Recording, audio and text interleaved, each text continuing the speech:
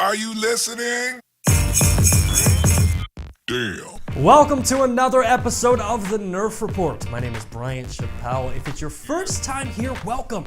The show is extremely simple. Every single week, we take all the week's gaming, geek, and nerd news, nerf it down into one show once a week for you, the audience. If you think that sounds awesome, make sure to hit that like button. And if you're new here and haven't done so already, please subscribe to the channel.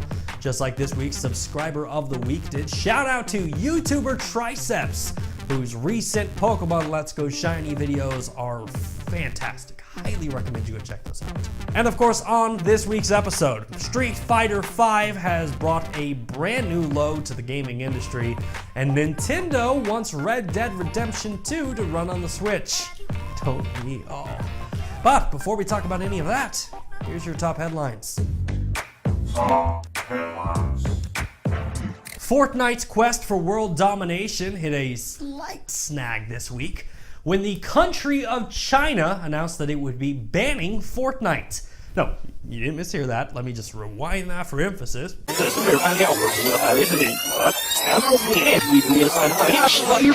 When the country of China announced that it would be banning Fortnite. Fortnite, easily one of the most popular games in the world.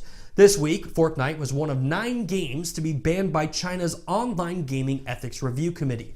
The review committee concluded that any game that features blood, gore, vulgar content, inharmonious chatter, and over-revealing female characters should be banned from being played.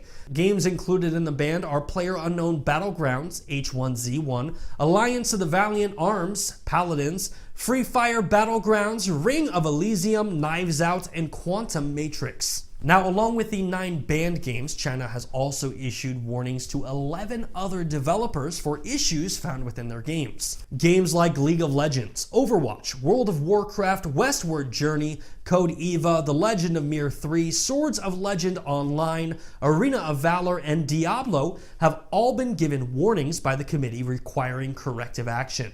Pokemon Go has seen a resurgence in popularity as of late, and its developer Niantic has finally announced the upcoming holiday event. This year, Pokemon trainers will celebrate the season of festivity with an increase in appearance of Ice-type Pokemon. Starting December 18th, Pokemon like Jynx, Spheal, Snover, Swinub, and Sneasel will all appear throughout the world of Pokemon Go. During the holiday event, trainers will also receive weekly bonuses. From December 18th through the 22nd, trainers will receive double candy from catching and transferring Pokemon. Between December 22nd and the 26th, trainers will be given double Stardust. From December 26th through December 30th, trainers will earn double XP. And from December 30th to January 2nd, incubators will be twice as effective. And finally, Blizzard has had a rough run as of late, but this week we need to talk about Heroes of the Storm. Heroes of the Storm is an online battle arena developed by Blizzard Entertainment that features characters from Warcraft, Diablo, StarCraft, and Overwatch. The game originally launched in June of 2015 and has since seen massive success among gamers and the world of esports. Well, the future of Heroes of the Storm is now in question following the announcement by Blizzard that it would be moving members of the Heroes of the Storm development team to other projects, along with canceling all esports events for 2019. In a press release, Blizzard Entertainment said, "We're constantly changing and evolving not only our games, but how we support and grow them. This evolution is vital to our ability to continue doing what we love to do, making great games. And it's what makes Blizzard, Blizzard." As a result, we've made the difficult decision to shift some developers from Heroes of the Storm to other teams. And we're excited to see the passion, knowledge, and experience that they'll bring to those projects. We've also evaluated our plans around Heroes Esports. After looking at all of our priorities and options, in light of the changes with the game, the Heroes Global Championship and Heroes of the Dorm will not return in 2019. This was another very difficult decision for us to make. The love that the community has for these programs is deeply felt by everyone who works on them. But we ultimately feel this is the right decision versus moving forward in a way that would not meet the standards that players and fans have come to expect. And now for something completely different. Yeah.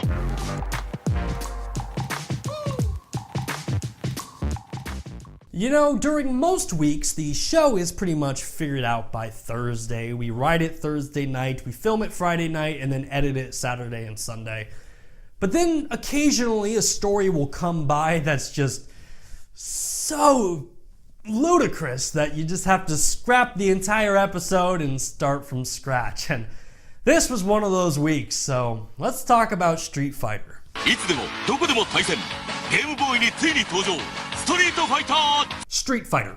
It was originally launched in 1987 by Capcom, and the game is often considered video game royalty, as it has been featured in over 45 platforms and is the 7th highest grossing video game franchise in the world.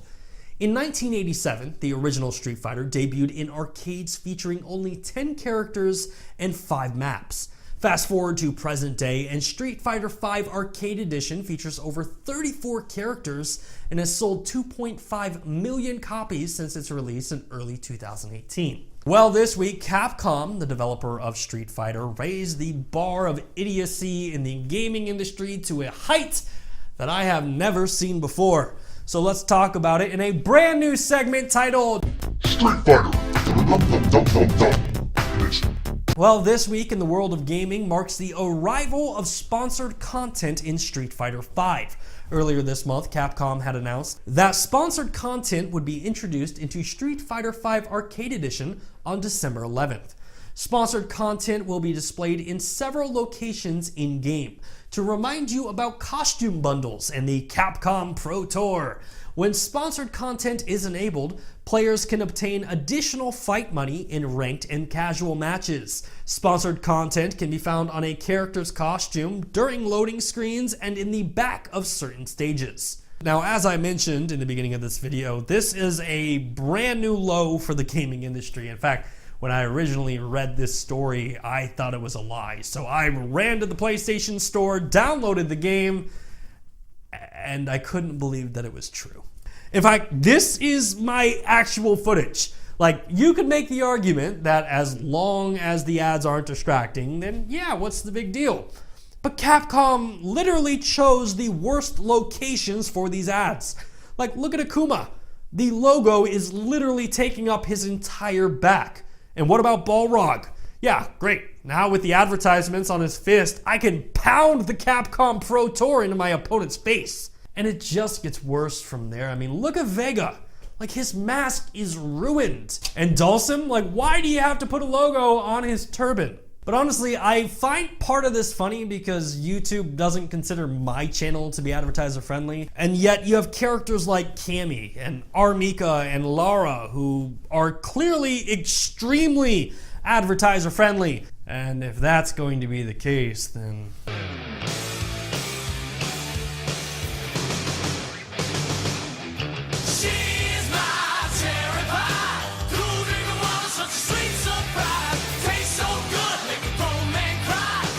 Welcome to the Nurse Report, baby. But honestly, the most frustrating part about this is the sponsored content in loading screens. In between matches, you're stuck at this brought to you by screen that is peddling DLC and character skins. And honestly, I don't get how anybody at Capcom wasn't able to think like, maybe that's a bad idea, maybe that's gonna be memed to death, because it's really simple. Like, within the 5 minutes of making this show, I was able to make a video like this.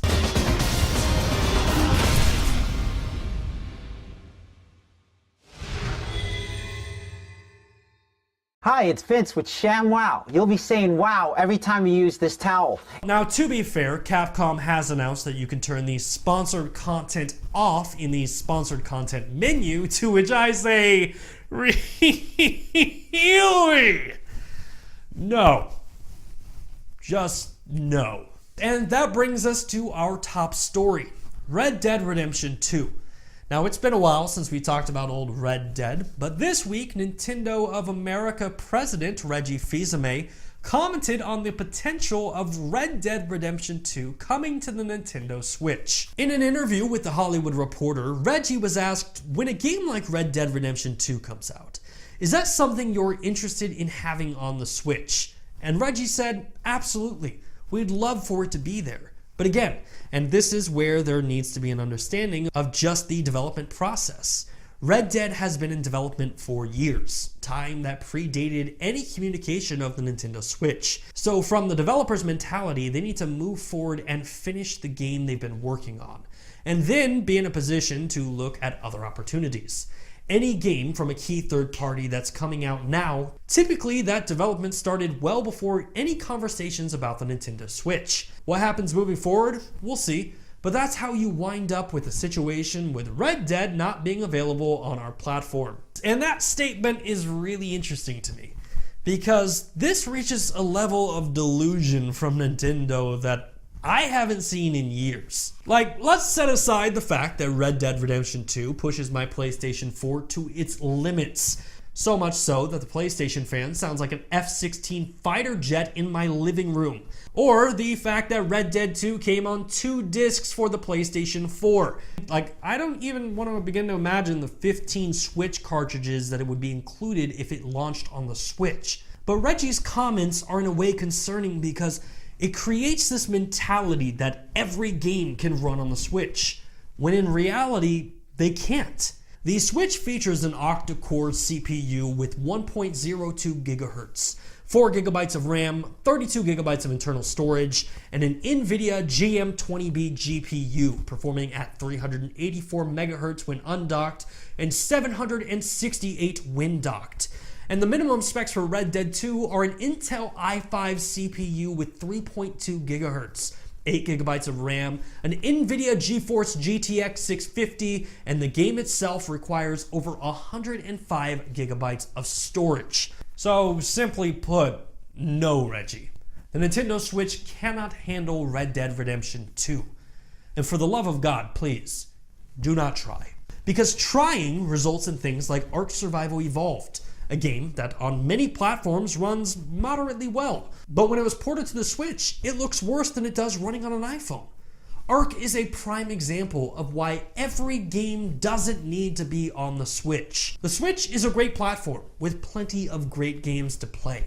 But when you overextend yourself, you're left with half-baked games like this. And finally for this week, we come to... Wow, alright.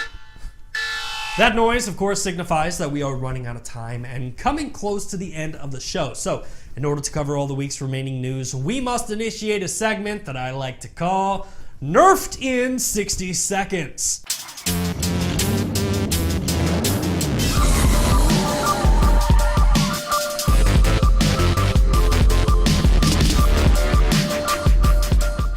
The rules to Nerfed in 60 Seconds are simple.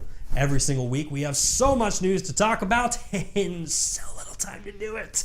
So we take all the week's remaining news, put 60 seconds on the clock, and try to cover it as fast as humanly possible without running out of breath, passing out, or dying. Honestly, now that we got all these dope sponsors, I feel like it raised the intensity for Nerfed in 60 Seconds. So with that in mind, let's put 60 seconds on the clock. Thunder noise! And go. The final DLC expansion for PlayStation Spider-Man is coming to the PlayStation 4 this week. It's called Silver Linings, and you guessed it, comes with 3 brand new suits. Metro Exodus has officially gone gold. The NES Classic and Super Nintendo Classic have reached the final end of production in North America. So what does that mean? Well, if you see one in the store, you better buy one, because after the next year or 2 years, you're never going to see them in store.